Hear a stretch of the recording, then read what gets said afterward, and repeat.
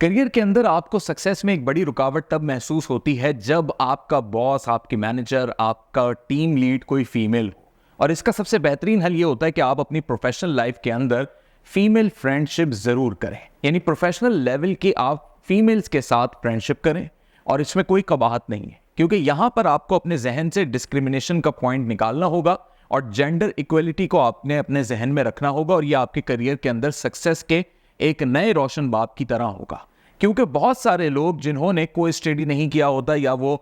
मुख्तलिफ ये कह लीजिए कि कैडेट कॉलेजेस के पास आउट होते हैं, तो उनके जहनों के अंदर एक बड़ी अजीब सी डिस्क्रिमिनेशन होती है और वो फीमेल्स को लेते हुए होती है। और जब वो वर्क इन्वायरमेंट में कोई टीम होती है जिसके साथ वो काम कर रहे होते हैं, तो वो खुद अपने आप को एडजस्ट नहीं कर पाते, या सम टाइम उनका कोई बॉस ऐसा होता है जो फीमेल है, तो उनके जहनों में एक कॉम्प्लेक्सिटी वाली सिचुएशन आ जाती है और वो ये सोचते हैं कि क्या मैं एक औरत के अंडर काम करूंगा। तो इस चीज़ से बचने के लिए आपको आज की तारीख में बहुत सारी यूनिवर्सिटीज़, बहुत सारे तालीमी इदारे जो प्रोजेक्ट्स देते हैं, या जब आपकी प्रोजेक्ट की पूरी एक टीम तैयार होती है तो उसमें बिलखुसूस आपके साथ कोई ना कोई एक फीमेल मौजूद होती है। लेकिन अभी भी कराची के अंदर या पाकिस्तान में बेशुमार ऐसी यूनिवर्सिटीज़ हैं या लोगों का माइंड सेट ये है कि वो अपनी एजुकेशनल लाइफ से ही अपने फ्रेंड सर्कल को सिर्फ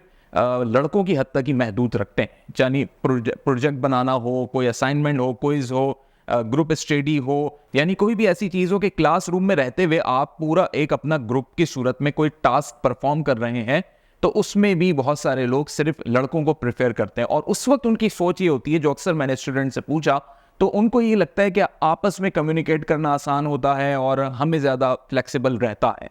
लेकिन जब आप प्रोफेशनल लाइफ में जाते हैं तो अब आप बाउंड नहीं होंगे और ना आपको कोई ऐसी इंडस्ट्री और कंपनी मिलेगी जो सिर्फ मर्दों को ही हायर करती हो। वहां पर आपको खवातीन भी मिलेंगी, लड़कियां भी मिलेंगी। तो तब आप क्या करेंगे? यही एक बड़ी प्रॉब्लम आती है करियर के अंदर लोगों को कि वो हेजिटेट हो जाते हैं, उनके साथ उनकी अलाइनमेंट नहीं हो पाती, उनके एटीट्यूड सही नहीं होते, बात सही से नहीं कर पाते और जहन में उनको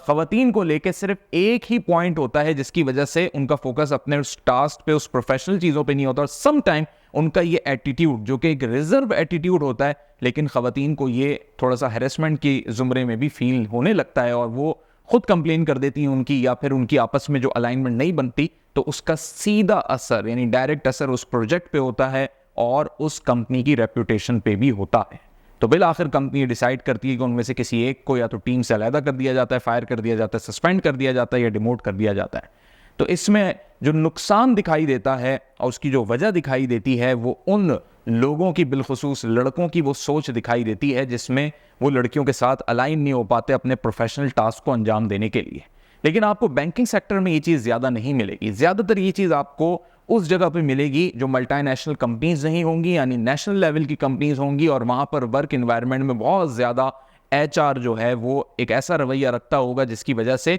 या तो बहुत ज़्यादा लड़कों की हायरिंग होती होगी या ख़वातीन की हायरिंग बड़ी मखसूस लेवल पे होती होगी, और इस तरह वो मेल डोमिनेंट कंपनी बन जाती है। और फिर ये वर्क इन्वायरमेंट एम्प्लॉय को इस तरीके से ज़हनी तौर पे तैयार कर देता है कि वो एम्प्लॉय अगर किसी दूसरे सेक्टर में जाता है, यानी मल्टीनेशनल कंपनी में जाता है, बैंकिंग सेक्टर में जाता है, तो उसको ये प्रॉब्लम, ये हर्डल्स आते हैं। तो इन हर्डल्स, इन प्रॉब्लम को आप अपनी स्टूडेंट लाइफ में ही कवर कर सकते हैं, या अगर आपका प्रोफेशनल लाइफ का पहला साल है, यानी प्रैक्टिकल लाइफ का पहला साल है, तो भी आप इसे कवर कर सकते हैं। और उसका बड़ा आसान तरीका ये होता है कि आप प्रोफेशनल लेवल की फ्रेंडशिप करें लड़कियों के साथ। अपने स्टाफ की लड़कियों के साथ आपकी अच्छी बातचीत होनी चाहिए। ये फ्रेंडशिप वो फ्रेंडशिप नहीं है जो आप अपने दोस्तों के साथ उस तरीके से करते हैं जिसमें आप हल्ला गुल्ला करते हैं और उनके साथ बिल्कुल मर्ज हो जाते हैं। जब मैं कह रहा हूँ प्रोफेशनल लेवल की फ्रेंडशिप, तो प्रोफेशनल लेवल की फ्रेंडशिप का मतलब ये होता है कि आप प्रोफेशनल लिंकेज को क्रिएट कर रहे हैं ताकि आपकी और उनकी जहनी हम आहंगी सिर्फ प्रोफेशनल डोमेन की हद तक जुड़ जाए। पर्सनल लाइफ से आपको किसी की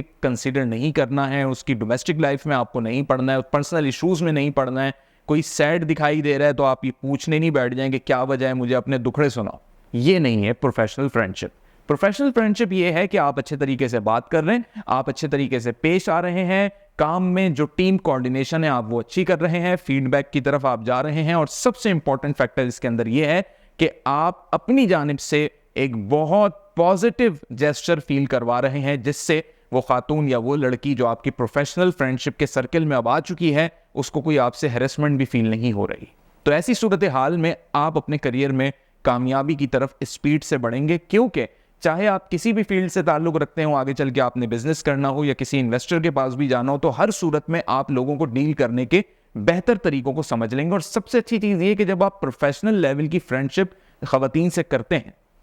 तो आपको सबसे पहली चीज़ जो समझ में आती है वो होती है लिमिटेशन।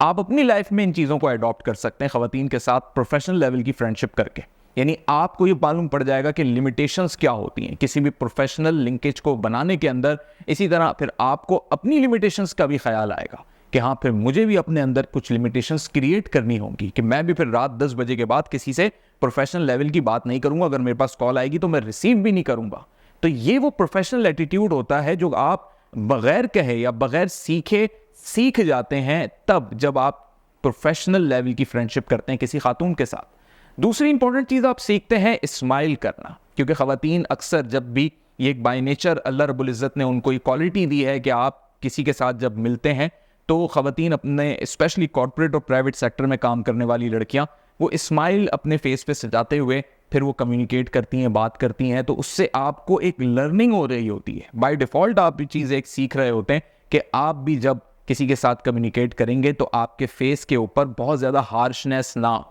बेशक आप बहुत ज़्यादा गुस्सैली दिखाई देते हो, लेकिन आपको बहुत अच्छे तरीके से लोगों को अपने एक्सप्रेशन पास करने होते हैं। तो ये आप लड़कियों से ज़्यादा बेहतर किसी और से नहीं सीख सकते। दूसरी इंपॉर्टेंट चीज़ एक और आपको बता दूं इसमें, और वो है डेडिकेशन। ये डेडिकेशन मेल की निस्बत आपको फीमेल में ज़्यादा दिखाई देगी, और उसकी बेसिक वजह ये होती है कि कुदरती तौर पे ख़वातीन को कुदरत ने इतना ज़्यादा फोकस्ड बनाया होता है कि अगर उनके सामने किसी भी चीज़ की बात चल रही हो, कोई असाइनमेंट, टॉपिक, टास्क चल रहा हो, तो वो उसको बहुत अच्छे तरीके से अंडरस्टैंड करती हैं।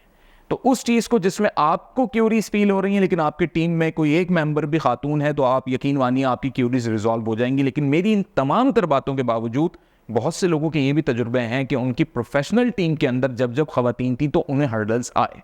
उन्हें हर्डल्स इस वजह से आए कि उनके साथ जिस लेवल की खातून थी वो बिगनर लेवल की थी। यानी देखें, अगर आप एक्सपर्ट लेवल पे हैं, यानी आपको 5 साल का तजुर्बा है, 10 साल का तजुर्बा है, और आपकी टीम में एक ऐसी खातून या लड़की का इंडक्शन हो चुका है जिसको अभी 1-2 साल का तजुर्बा है, तो वो पूछ पूछ के आपका दिमाग ही खा जाएगी। इसलिए ऐसी बिगनर लेवल की किसी कैंडिडेट को आपने अपनी टीम में एंगेज नहीं करना या उसके साथ प्रोफेशनल फ्रेंडशिप नहीं डेवलप करनी। प्रोफेशनल फ्रेंडशिप आपने उसके साथ डेवलप करनी है जिससे आप कुछ सीख सकते हैं, जिसके साथ अलाइन होके आप अपने करियर के अंदर अपने लिए नए एवेन्यूज़ को तलाश कर सकते हैं। और सबसे इंपॉर्टेंट चीज़ ये कि आपकी जो कॉर्पोरेट लाइफ है, आपका जो अपना एक ऑर्गेनाइजेशनल बिहेवियर है, आप उसमें अपने आप को बेहतर तरीके से शो ऑफ कर सकते हैं, शो केस कर सकते हैं। तो उसमें ये प्रोफेशनल फ्रेंडशिप लेवल पर खवातीन के साथ जो आपका ताल्लुक और जो अंडरस्टैंडिंग डेवलप होगी, ये बहुत इंपॉर्टेंट फैक्टर है।